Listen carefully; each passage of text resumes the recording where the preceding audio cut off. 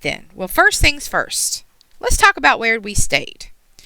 If you're in town to visit the Ark and you're not staying in an RV like we did, the best place for you to stay would be that Hilton Hotel that's literally right next door.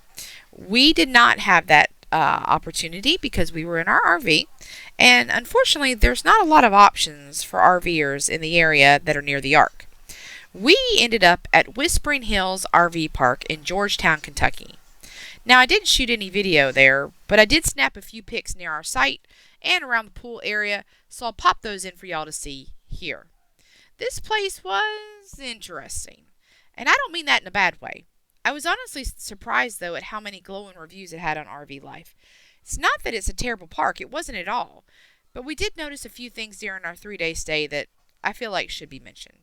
First, we requested a 50 amp full hookup site, and they stuck us way in the back, surrounded by what looked like their annuals or permanent people, folks that live full time there stationary.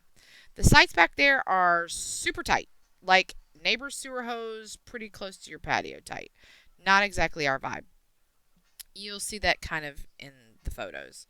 Second, and this was a new one for us, I'd actually never seen this anywhere. They actually charge an upcharge for electric. Yep, even on a nightly rate. So basically you get a daily allotment. If you go over that allotment, you pay the difference. Now, it's not a lot. We only owed about $1.50 at checkout, but still, when you're paying a nightly rate, and not a cheap one at that, who charges extra for electric? That was definitely different. Then there's pool wristbands. Lose one, it's a hard $5 renew fee. No exceptions. We didn't even bother with the pool, though. It was packed every day like the grand opening of a water park, and it really wasn't our vibe. And honestly, we didn't really have time to visit the water park anyway. I just thought it was interesting to throw in there. Every single person gets a wristband that's in your party, and if they lose it, $5 with no exceptions. They had several signs up about that, so I thought I'd share that. Now, the campground does have some nice features. There's a peaceful little pond off to the far left when you're entering the park. And it does appear that there were some campsites that back right up to the back side of that water. I mean, not like right to the water, but pretty close. Sounds lovely, right? But listen, I'm a Southern girl, and I'm from deep South Alabama. And the one thing that we know not to do is to camp too close to water. The last thing I want to do is step out in the middle of the night and meet a cottonmouth. Now, I don't know if they got them in Kentucky, but I ain't keen on finding out, so I was not interested in pond sites. Now, they also had a food truck on site, and I think it rotates out from time to time. The night we were there, there was a barbecue one. It was good, pricey, but tasty. So if you're feeling too lazy to cook, it's a nice little option for you there. They had a nice little camp store with a lot of little things that you could ever need. Also some camp, memorabilia, things like that as well. It's only 30 minutes to the Ark, so you literally hop on the interstate and go. Very, very convenient for visiting the Ark. Georgetown's got plenty of stores, good food, lots of restaurants, and it's all close by. That park is right off the highway, so it's very, very convenient. Would we stay there again? For a quick stop to the Ark, for sure. But next time, I'll be asking for one of those premium pull-through sites up front. They look way roomier and honestly way more our style. All right, now that we've covered the camping situation, let's talk about the main event, the Ark. Here, getting our tickets. Woo, woo.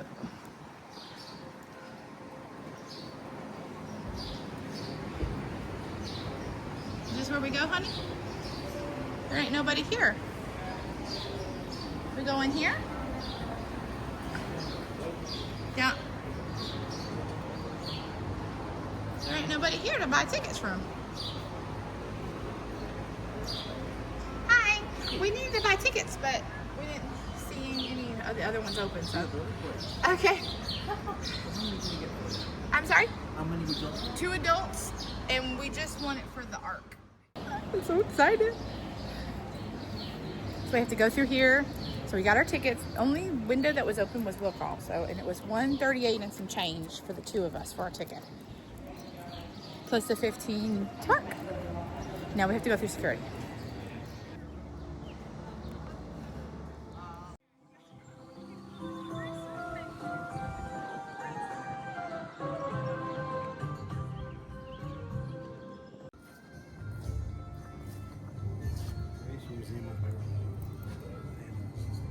Yeah, probably. The zoo and all that. This is great, Mike. Look at, this is how many people sometimes they shuffle through here. This is crazy that we don't have anybody. Y'all, I'm telling y'all, if you come in the afternoon. Y'all see the crowd, right? Do you see the crowd? Oh my gosh.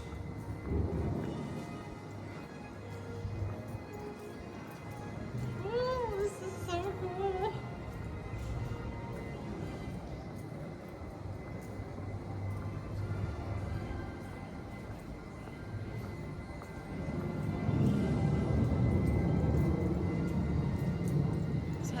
Is that thunder?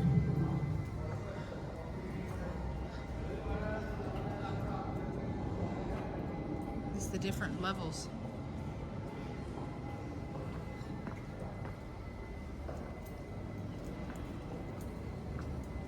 Oh, footprints, baby.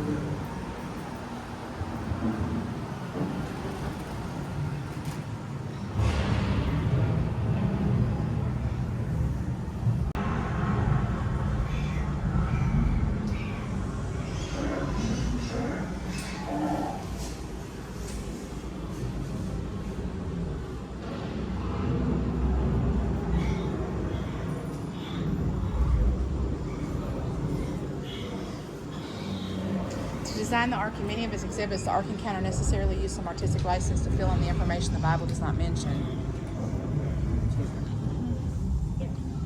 Said to minimize the amount of license, these extra details were often based upon research of ancient history from hair and clothing styles to exhibit and ship design. I always imagine because you can only get so much from the Bible, you know, with details, you know. Oh my goodness.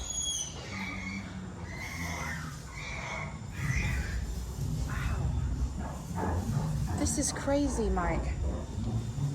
They have the pins, like what the pins would look like where the pigs were.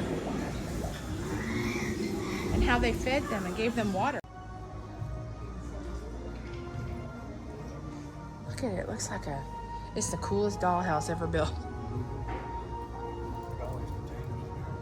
Yeah, they said that's where they stored all the extra water. Look at this thing, how They had like a pulley system or something. That's how they got it up, and they had to, because think how big this is. How are you going to carry one of those big things of water from one end of the ark to the other? You know what I mean? They probably had like carts, homemade carts that they built too. They tend to flex in the waves, causing planks to slide against each other and break. To solve, the hull must be constructed in a way that prevents them from sliding.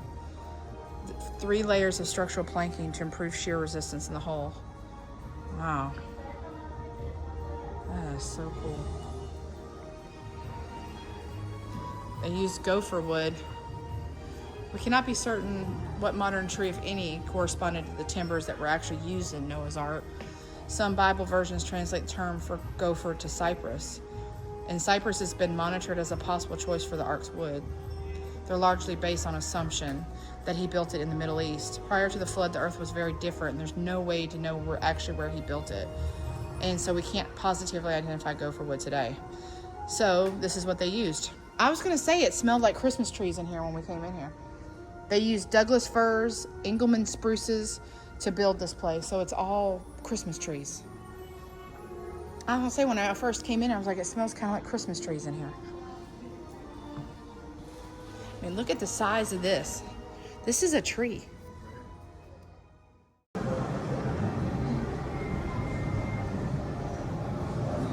This is really cool.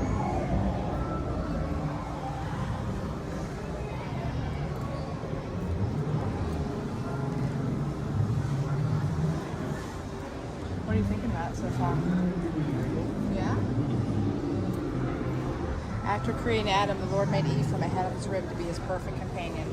Their marriage was originally flawless. God created man in his own image, and humans were designed to reflect God's glory throughout his creation.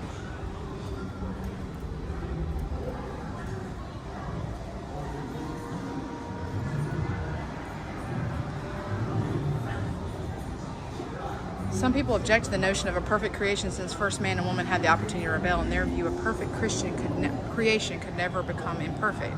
The confusion is a result of shifting from one definition of perfect to another. When we claim that creation was perfect, we use the most common definition of the term. It was without fault or blemish, not a less common meaning that refers to something or someone that is incapable of being corrupted.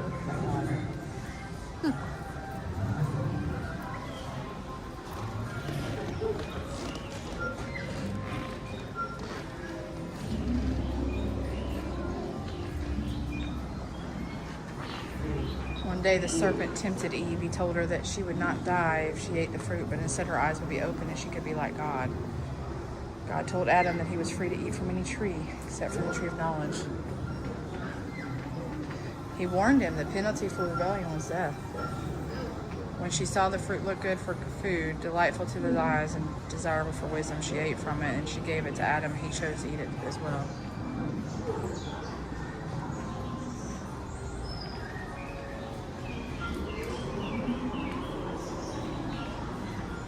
Adam's sin brought death and the curse into this world. The Lord reminded Adam that he would die. Man was created from the dust and would return to the ground upon death. God cursed the serpent and then the ground, which would now produce thorns and thistles, stated that a descendant of the woman would one day crush the head of the serpent and be wounded in the process. Do you know who this is? God stated that a descendant of the woman would one day crush the head of the serpent and be wounded in the process. Jesus, yeah.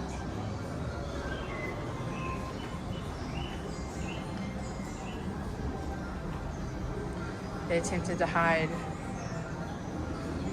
The first act of sacrifice visibly demonstrated the awful price of sin, which was death. He provided coverings for them by killing at least one animal in their place. Now, those animals were the first sacrifice. To prevent them eating from the tree of life and living forever in a fallen and cursed world, God banished them from the garden. He set angelic beings called cherubim as guards with a flaming sword to prevent anyone from returning. Interesting. So that's why they were banned, because he didn't want them to be immortal living in a cursed world, because that would be horrible. Now look, it's tracking us, baby. Look.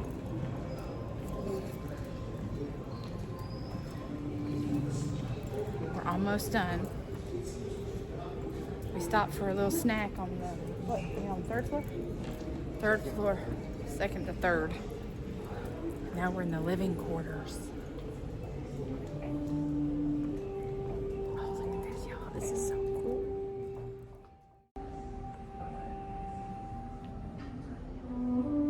So this is what it looked like where they imagined it what it would look like.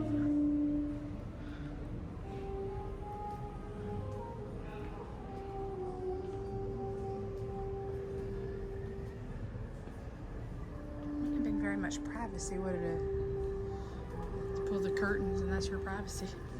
That was Raineth and Japheth.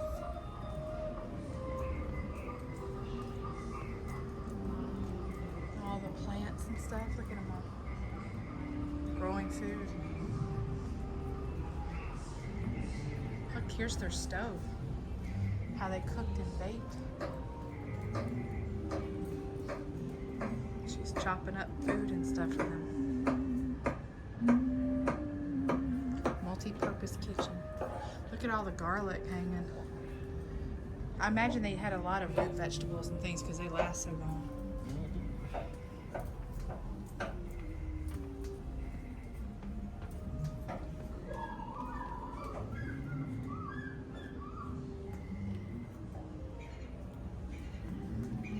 That's so cool, isn't it? So neat.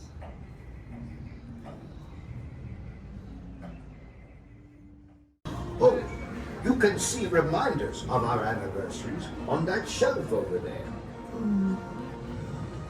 Zara, my dear, you do love that letter.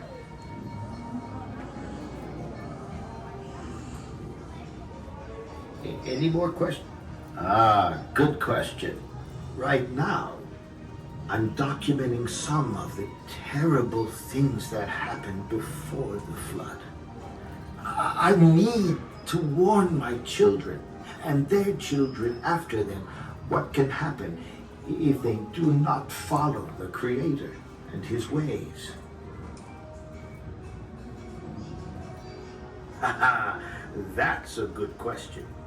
My favorite animal. There are so many to choose from.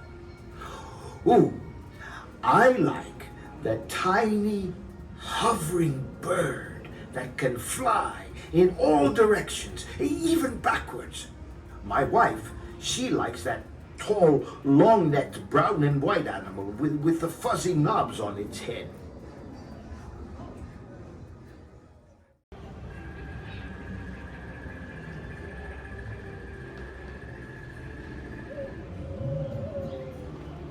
That's so.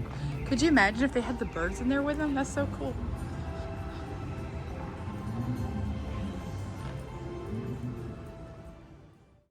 With new translations beginning all the time. That's so cool. Has played an enormous role in the It's an actual piece of the Wow, this is an actual piece of the gospel, Mikey. The Bible in the language of your choice. New Testament book of John. It's John 8:14 through 18. That's so cool, isn't it? Man, we've been in here 3 hours, haven't we, baby? What time is it?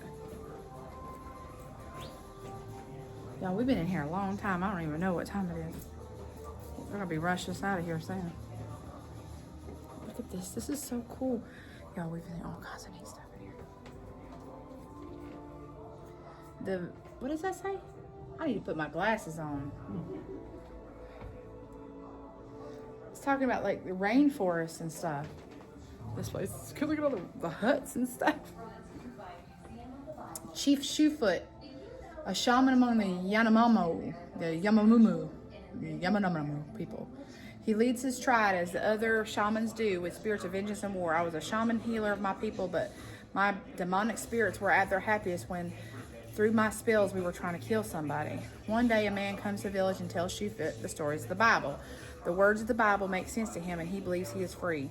Once again I cried out, Jesus, if you can set me free, I want you. Oh, set me free. There was a blinding flash of light between me and Satan. I felt someone grab me away and a voice of total authority say, leave him alone and never come back. He is mine now. That day Satan and his demons left and they have never come back. So Shoefoot travels to America to learn more, and this knowledge about the Bible is brought back to his tribe in the Amazon, where he teaches his people to abolish vengeance and pursue peace. The shaman of the Yamamumu people. That's awesome. Engage with the Bible in the stories